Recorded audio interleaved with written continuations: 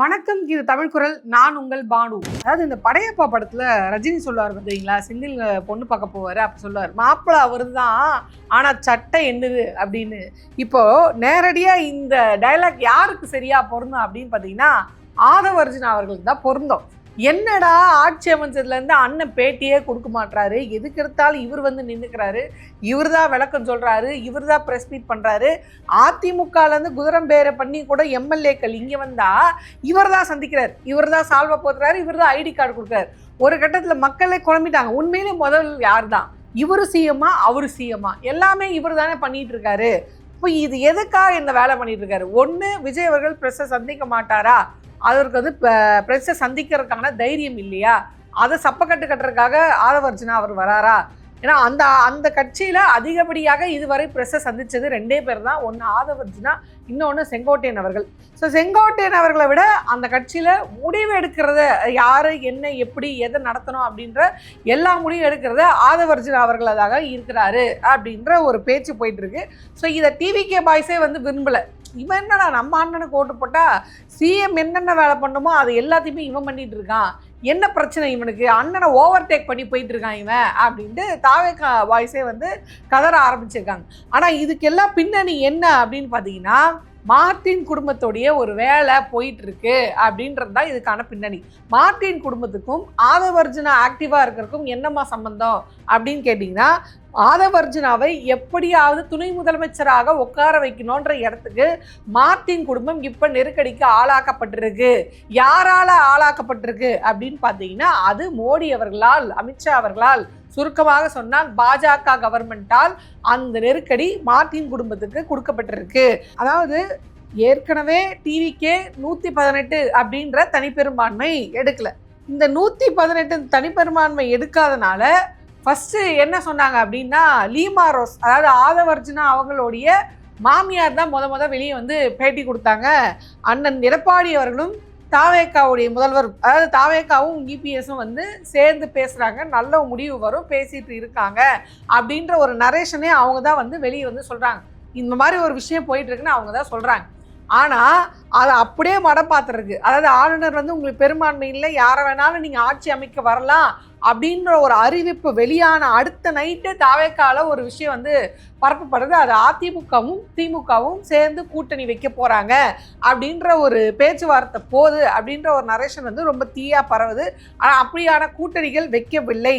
ஆனால் இப்போ வரைக்கும், அதாவது சிவி சண்முகம் வீட்டுக்கு சோஃபா போனது குதிரை பேரும் கிடையாது. அவர் எம்பி பதவி எம்எல்ஏ பதவி ராஜினாமா பண்ணிட்டாரு, சாவி முதல் கொண்டு இபிஎஸ் அவர்கிட்ட கொடுத்து சரண்டர் பண்ணிட்டாரு. ஏன் இந்த கூட்டணி ஒன்று சேர்ந்த பிறகு கூட, அதாவது இபிஎஸ் அவர்களுடைய டீம்ல எல்லாம் ஒன்று சேர்ந்த பிறகு கூட சிவி சண்முகம் அவர்கள் ஏன் தனிச்சு நிற்கிறாரு? இது மட்டும் இல்லாமல் சிவி சண்முகம் தலைமையில் இன்னுமே ஒரு 20 அமைச்சர்கள் ஒன்றா சேர்த்து வெளியே வர வைக்கிறதுக்கான வேலையும் வந்து பார்க்கப்பட்டு இருக்கு. ஸோ இவ்வளோ விஷயம் போயிட்டு இருக்கு கூட இதை பற்றி டிஸ்கஸ் பண்ணாமல் யாருமே லீமா ரோஸ் ஏன் அப்படி சொன்னாங்க? அப்போ உண்மையிலே விஜய் அவர்கள் வந்து போய் இபிஎஸ் கிட்ட பேச்சுவார்த்தை நடத்துகிறாரா? எந்த முரண்பாடு ஏற்பட்டதுனால அந்த பேச்சுவார்த்தை நின்று போச்சு? ஏன்னா இபிஎஸ் அவர்களை எல்லா தலைவரும் சந்திக்கும் போது இபிஎஸ்ஸை சந்திக்கலை. அப்போ எந்த முரண்பாடுனால இந்த சந்திப்பு வந்து நடக்கலை? ஏன் சிவி சண்முகம் அங்கேருந்து வெளியே வராரு? சிவி சண்முகத்தை போய் ஏன் விஜய் அவர்கள் சந்திக்கிறாரு? ஏன் 20 எம்எல்ஏக்களை இவங்க கூட்டிகிட்டு வர வேண்டிய அவசியம் என்ன? உங்களுக்கு ஆட்சி அமைக்கணும், ஆட்சி அமைக்கிறதுக்கு நீங்கள் திமுகவுடைய கூட்டணியை உடச்சி உள்ளே கூட்டிகிட்டு வந்து உட்கார வச்சுட்டீங்க, நீங்கள் ஆட்சி அமைச்சிட்டீங்க. அதுக்கப்புறம் அந்த 20 எம்எல்ஏ எதுக்கு வரணும்? எதுக்கு சிவி சண்முகம் வீட்டுக்கு சோஃபா போகுது? அப்படின்னா இப்போ இருக்க கூட்டணியை அவங்க நம்பலை. திமுக கூட்டணியிலேருந்து வந்த இந்த கூட்டணியில் அவங்க நம்பலை. இதனால தான் கம்யூனிஸ்ட் கட்சி சார்பாகவும் விசிகி கட்சி சார்பாகவும் ஒரு ஸ்டேட்மெண்ட் விட்டாங்க, உங்கள் கட்சி அவங்க ஆட்சியை நாங்கள் கவிழ்க்க மாட்டோம், இந்த மாதிரியான வேலைகளை பண்ணாதீங்க அப்படின்ற ஒரு கண்டனம் தெரிவித்த பிறகும் தொடர்ந்து அந்த வேலையில் வந்து விஜய் அவர்கள் செஞ்சுட்டு இருக்காரு. எது? அதிமுகலேருந்து கூட்டிகிட்டு வந்த பிறகும். இப்போ இவங்களுக்கு எத்தனை நம்பர்ஸ் இருக்காங்க? 107 பார்க்க போனால், அதாவது இப்போ 106 தான். நியாயமாக சபாநாயகர் ஒன்று போயிட்டாரு, இடைத்தேர்தல் ஒன்று வருது. ஸோ 106 தான் இவங்களுக்கு இருக்குது. மேபி அமமுகலேருந்து காமராஜர் அவர்கள் இங்கே ஐக்கியமானதுனால 107ன்னே வச்சுப்போமே. அப்போ 107னா இன்னும் இவங்க இந்த கூட்டணிகள்லாம் இல்லாமல் தனி பெரும்பான்மையாக வரணும்னா கிட்டத்தட்ட 11 சீட்டு தேவைப்படுது. அப்போ இவங்க என்ன பிளான் பண்ணுறாங்கன்னா, இந்த 20 பேரை அதிமுகலேருந்து கூட்டிகிட்டு வந்து இங்கே உட்கார வச்சு அந்த ராஜினாமா பண்ண வச்சு, எப்படி அப்படியே வந்தால் தானே கட்சி தாவல் தடை சட்டமாகுது, ராஜினாமா பண்ணிட்டு வந்துட்டா நம்மளுக்கு அந்த இடைத்தேர்தல் நடத்துறதுக்கான ஒரு மாஸ் இடைத்தேர்தல், அதாவது இப்போ உடனே அடுத்த மாதமே இந்த இடைத்தேர்தல் நடக்காது, எப்படியும் அது குறைஞ்ச 2-3 மாதம் நடக்கும். ஏன் அப்படின்னா இபிஎஸ் அவர்கள் எப்படி இருந்தாலும் கோர்ட்டுக்கு போவார், கோர்ட்டு கேஸுன்னு இழுத்தடிக்க போகிறோம். இதனால் விஜய் அவர்களுக்கு பிரச்சனை வராது. ஏன்னா விஜய் அவர்கள் என்ன சொல்றாருன்னா, இப்போ இருக்கு ராஜினாமா பண்ணதுக்கப்புறம் இத்தனை நம்பர்ஸ் இருக்குது, அந்த நம்பர்ஸுக்கு தேவையான தனி பெரும்பான்மை என்கிட்டயே இருக்குது அப்படின்னு சொல்லிட்டு அது இது பண்ணிப்பார். ஸோ இந்த இடைத்தேர்தல் அப்படின்றத இவங்க வந்து இழுத்தடிப்பாங்க. 2029 வரைக்கும் அது இழுத்தடிக்கப்படும். இந்த 2029 தான் விஜய் அவர்களுக்கு வைக்கக்கூடிய செக்கு. இதனால தான் 2029க்குள்ள எப்படியாவது வந்து ஆதவர்ஜுனாவை துணை முதலமைச்சர் ஆக்கணும் அப்படின்ற ஆர்வத்தில் அவங்க அலைஞ்சிட்டு இருக்காங்க. விஷயம் என்ன அப்படின்னா, மார்ட்டின் அவர்களுடைய பிஸ்னஸ் என்ன அப்படின்னா லாட்ரி பிஸ்னஸ் அப்படின்றது இந்தியா பூரா தெரிஞ்ச விஷயம்தான். அவங்களோட பிஸ்னஸ் தமிழ்நாட்டில் மட்டும்தான் அஃபிஷியலாக கிடையாது. ஏன்னா இங்கே தமிழ்நாட்டில் லாட்ரி பிஸ்னஸ் அப்படின்றது தடை செய்யப்பட்டிருக்கிறது. ஸோ இந்த லாட்ரி பிஸ்னஸை திருப்பி கொண்டு வரனால பரவாயில்ல, எப்படியா டாஸ்மார்க்கோடைய வருமானத்தை தனக்கு சாதகமாக கொண்டு வரணும், அதாவது மாமனார் கொண்டு போய் சேர்க்கணும் தான் ஆதவர்ஜுனா அயராது போராடுறாரு அப்படின்னு இருக்கு. இப்போ டாஸ்மார்க்கை மூடிட்டு இருந்தாலும் இன்னொரு பக்கம் தனியார் பார்கள் திறக்கப்பட்டு தான் இருக்கு. ஸோ இந்த மாதிரி ஏதோ ஒரு வகையில் மாமனாருக்கு வந்து அவர் ஃபேவராக செஞ்சாலும் இங்கே வெஸ்ட் பெங்காலில் ஏற்கனவே பாஜக வந்து ஆட்சி மாற்றம் பண்ணி பாஜக அங்கே ஆட்சி பிடிச்சிருச்சு. இப்போது வெஸ்ட் பெங்காலில் இவங்களுடைய இந்த லாட்ரி பிஸ்னஸை பாஜக போன உடனே ஆஃப் பண்ணுது. இப்போ இந்த ஆஃப் பண்ண உடனே மார்ட்டின் அவர்கள் பதறி போய் பாஜக கிட்ட கேட்டிருக்காரு, எப்படியாவது என்னுடைய லாட்ரி பிஸ்னஸை மட்டும் தடை பண்ணாதீங்க. இதுக்கு முன்னாடி இருந்த கட்சி எங்களுக்கு ஓகே தான், அவங்க வந்து ஒத்துழைச்சாங்க, அதனால லாட்ரி பிஸ்னஸ் ஆஹா ஓஹோன்னு போயிட்டு இருந்தது.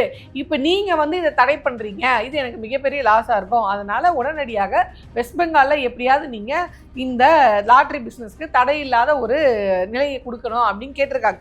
இப்போ பாஜக உனக்கு பிஸ்னஸ் வேணும்னா நான் சொல்கிற டீலுக்கு நீ ஓகே பண்ணணும். என்ன ஓகே பண்ணோம் அப்படின்னா, அங்கே ஆதவர்ஜுனாவை துணை முதலமைச்சராக ஆக்கி, அதாவது வெறும் ஃபேஸ் வேல்யூக்காக விஜய் அவர்களை அங்கே உட்கார வச்சுட்டு கட்சியோட தலைவராக உட்கார வச்சுட்டு எல்லா டிசிஷனையும் ஆதவர்ஜுனா எடுக்கணும், அந்த இடத்துக்கு அவர் தள்ளணும், அதுக்கு அவர் டெப்யூட்டி சிஎம் ஆகணும். அவர் டெப்யூட்டி சிஎம் அவருக்கும் வெஸ்ட் பெங்காலில் இவங்களுக்கு வந்து லாட்ரி பிஸ்னஸ் இருக்கும் என்ன சம்பந்தம் அப்படின்னா, பாஜகவுக்கு வரக்கூடிய 2029 தேர்தல் அப்படின்றது ரொம்ப முக்கியம். ஏன்னா கடந்த தேர்தலில் அவங்க வந்து தன்னுடைய தனி பெரும்பான்மையை இழந்து விட்டார்கள். இந்த தனி பெரும்பான்மையை இழந்தது மட்டும் இல்லாமல் இந்த டைமில், அதாவது டிவிகேயோட இந்த வெற்றி இருக்குது பார்த்தீங்களா, 2026 இப்போ டிவிகே வந்து 108 ஜெயிச்சு வந்திருக்காங்களே, இந்த வெற்றியை பாஜகவே கணிக்கல. ஸோ இந்த வெற்றியோட அவர் இந்த பக்கம் அதிமுகவோட கூட்டணி வச்சு வந்திருந்தாங்கன்னா நம்ம கண்ட்ரோல் எல்லாம் நம்ம இஷ்டமாக போயிடும், அது பார்த்துக்கலாம் அப்படின்னு இருந்தாங்க. ஆனால் யாருமே எதிர்பார்க்காத விதமாக காங்கிரஸ் போய் முன்னாடி துண்டு போட்டதுனால விஜய் அவர்கள் வேறு வழி இல்லாமல் காங்கிரஸோட கூட்டணி வச்சுட்டார் பார்த்தீங்களா. இங்கே தான் பாஜகவுக்கு சிக்கல். அவங்க என்னன்னா, இப்போ ரீசண்டாக வந்து நீங்கள் சவுத் இந்தியாவை எடுத்து பார்த்தீங்கன்னா, கேரளாவில் காங்கிரஸ் வந்திருக்கு, கர்நாடகாவில் காங்கிரஸ் வந்திருக்கு, தமிழ்நாட்டில் காங்கிரஸ் கூட்டணியோட ஆட்சி அமைச்சிருச்சு. இப்போ ஆந்திரா மட்டும் தான் இருக்குது, தெலுங்கானாவில் கூட காங்கிரஸோட ஆட்சி தான், இப்போ இந்த ஆந்திரா மட்டும்தான் மிச்சமாக இருக்குது. ஸோ இப்போ இவங்க என்ன சொல்கிறாங்க, இந்த கூட்டணி இருக்குது பார்த்தீங்களா, ஏற்கனவே விஜய் அவர்களோட கூட்டணி வைக்கிறதுக்காக காங்கிரஸ் கிட்ட என்ன டீலிங் சொன்னாங்கன்னா, விஜய் அவர்கள் கேரளா வரி இன்ஃப்ளூயன்ஸ் இருக்குது, அவரு கூட நீங்கள் கூட்டணி வச்சிங்கன்னா அவரோட முகத்தை காமிச்சு நம்ம கேரளாலையும் வந்து வின் பண்ணலாம், அப்படியே நம்ம அந்த பக்கம் கர்நாடகா அப்படின்னு கூட பண்ணிக்கலாம் அப்படின்னு சொல்லி தான் ஒரு மண்டையை கழுவி இருக்காங்க. ஸோ இவங்க என்ன பாஜக நம்பிட்டாங்கன்னா, நம்மளே ஒரு கணிப்பு வச்சுருக்கோம், அந்த கணிப்பையும் மீறி விஜய் அவர்கள் வருகிறாரு, அப்போது இந்த காங்கிரஸும் டிவிகேவும் ஒன்று சேரும்போது அது வரப்போகிற 2029 தேர்தலில் நம்மளுக்கு ஏதாவது ஒரு ஜர்க்கை ஏற்படுத்திடுச்சுன்னா அது பெரிய பாதிப்பாகிடும். ஏற்கனவே நம்ம தனி பெரும்பான்மையை இழந்துட்டோம். ஸோ அதனால் அந்த ஜர்க்கை சரி கட்டணும்னா டிவிகேவோட சப்போர்ட் அப்படின்றது பாஜகவுக்கு இருக்கிறதா தான் இருக்கணும். ஆனால் அவங்கள எப்படியா நம்ம வளையத்துக்குள்ளே கொண்டு வரணும், அதாவது நம்மளுக்கு சப்போர்ட்டாக இருக்கக்கூடிய ஒரு ஆளாக இருக்கணும் அப்படின்னு தான் இந்த மூவ் அவங்க கொடுத்துருக்காங்க. உனக்கு பிஸ்னஸ் வேணும்னா 2029 தேர்தலில் நான் தமிழ்நாட்டில் வரணும், இல்லை அவங்களுடைய ஆதரவு எனக்கு வேணும், அதுக்காக விஜய் அவர்களுடைய கட்சியில் இருக்கக்கூடிய ஆதவர்ஜுனா இருக்கார் பார்த்தீங்கன்னா, எல்லா முடிவும் எடுத்துகிட்டு இருக்காரு. ஆல்ரெடி விஜய் அவர்களுக்கு ஒன்றும் தெரியாது. அவரோட இன்னசென்ஸை யூஸ் பண்ணி தான் ஆதவர்ஜுனா மாதிரியான ஆட்கள் வந்து தமிழ்நாட்டில் அட்டகாசம் பண்ணிட்டு இருக்காங்க. ஸோ அதை அப்படியே மெயின்டைன் பண்ணி அவரை டெப்டி சிஎம் ஆக்கிடுங்க, நாங்கள் உங்களுக்கு இந்த பிஸ்னஸை கொடுக்குறோம், உங்களுக்கு பிஸ்னஸ்ஸு எங்களுக்கு ஆட்சி. ஸோ இந்த 2029 பாராளுமன்ற தேர்தல்ன்றது பாஜகவுக்கு ரொம்ப ரொம்ப முக்கியம். அவங்களுக்கு சட்டமன்ற தேர்தல்லாம் ஒரு விஷயமே கிடையாது. ஏன்னா இப்போ என்ன பவர் இங்கே இருந்தாலும், யார் முதல்வராக இருந்தாலும் அங்கே போய் தான் விழணும். ஏதோ திமுக வந்து இவங்களை எதிர்த்து பேசிகிட்டு இருந்தது. உதாரணத்துக்கு இப்போ காங்கிரஸ் சொல்லணுன்னா, கர்நாடக காங்கிரஸ் ரொம்ப தெளிவாக சொன்னாங்க, நாங்கள் மேகதாது அணை கட்ட விடாமல் எங்களுக்கு தடையாக இருந்தது திமுக அரசு தான். இப்போ திமுக அரசையில் நான் ஈஸியாக மேகதாது அணை கட்டிட்டு போயிடுவேன். ஆக ஒரு தலை இல்லை அப்படின்னா என்னென்ன நடக்குது பாருங்கள். இப்போ இந்த யார் ஆபத்துன்னு நினச்சோமோ அவர் காலி ஆகிட்டார். அடுத்ததான் இவங்க வந்து நிற்கிறாங்க. அப்போ இவங்களை காலி பண்ணணும். திமுகவே காலி பண்ண எனக்கு டிவிக்கு ஒரு விஷயம் இல்லை. ஆனால் அது உடனே செஞ்சால் அது விஜய் அவர்களுக்கு இன்னும் டிஆர்பியை ஏற்றும். எங்கள் அண்ணா அதை வந்து ஈஸியாகவும் பாஜக என்ன பண்ணோன்னா திமுக மேலே அந்த பழியை தூக்கி போடும். அதற்கான வேலையும் வந்து இப்போ ஆரம்பிச்சிட்டாங்க.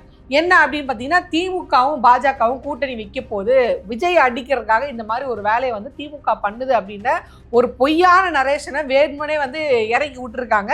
ஸோ எப்படி பொருந்தாத 2 பேர் கூட்டணி வைப்பாங்கன்னா, எல்லாரும் சொல்கிறாங்க, நம்மளும் சொல்லுவோம். எப்படி ஏற்கனவே அதிமுகவும் திமுகவும் கூட்டணி அப்படின்னு ஒரு பொய்யான செய்தி முத தாவேக்கா பரப்பிச்சோ, அந்த மாதிரி இந்த மாதிரி ஒரு மெசேஜையும் இவங்க வந்து பரப்பிட்டு இருக்காங்க.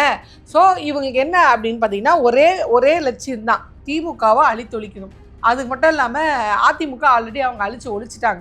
நீ காங்கிரஸோட கூட்டணி வச்சிருக்க, இந்த காங்கிரஸ் கூட இருக்க கூட்டணியை வந்து நீ காலி பண்ணிவிட்டு எங்கள் கூட நீ வந்து ஐக்கியமாகணும். அப்படி ஐக்கியமானாதான் இந்த பிஸ்னஸ் அப்படின்றது எல்லா இடத்துலையும் உங்களுக்கு ஓடும்.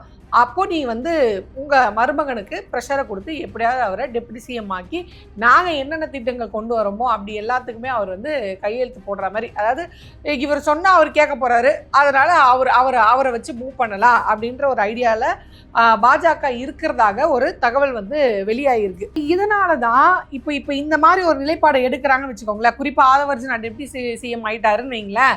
அதுக்கப்புறமா அது காங்கிரஸோடைய கொள்கைக்கு பிஜேபிக்கும் காங்கிரஸுக்கும் ஒரு வித்தியாசமும் எனக்கு தெரியல. பட் ஸ்டில் இன்னும் மக்கள் ஒரு அதிருப்தியில் வருவாங்க.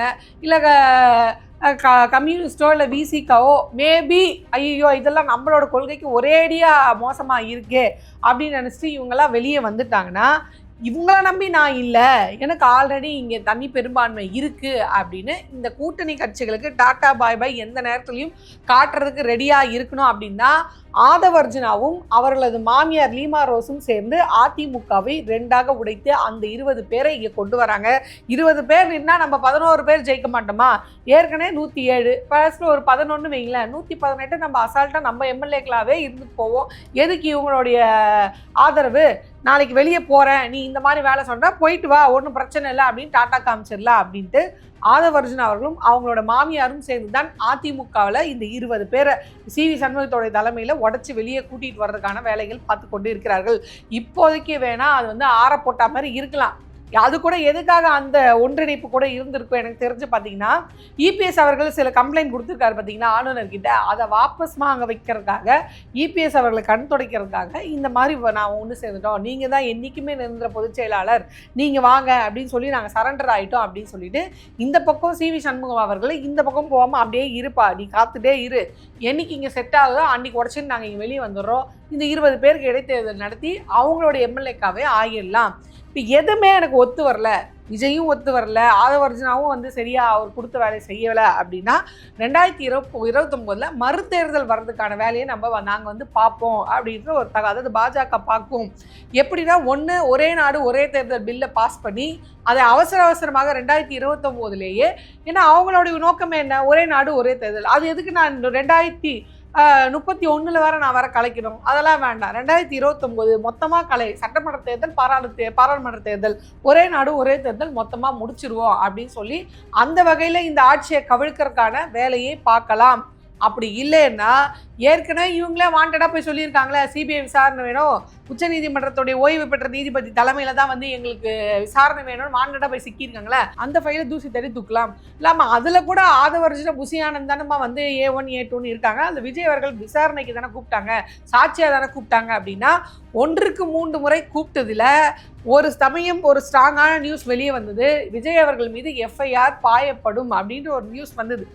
இப்போ கொஞ்சம் நினச்சி பாருங்க, சிபிஐ இல்லை நாங்கள் விசாரணையில் நாங்கள் விசாரித்தோம், இதில் இவருடைய அலட்சியத்தினால தான் காரணம், எல்லாத்தையும் அதாவது நாங்கள் வந்து ஸ்பாட்டில் போய் விசாரித்தோம், இங்கே போய் விசாரித்தோம், அங்கே போய் விசாரித்தோம், இப்படிலாம் நாங்கள் போட்டி குழப்பி இதெல்லாம் பண்ணி பார்த்ததில் விஜய் அவர்களும் ஒரு குற்றவாளியாக வருகிறார், அதனால் அவர் தூக்கி போடு ஒரு FIR அவர் மேலே அப்படின்னு அந்த கரூர் சம்பவத்துக்கும் அவர் மேலே FIR போடுறதுக்கான வாய்ப்பு ஆப்ஷன் 2.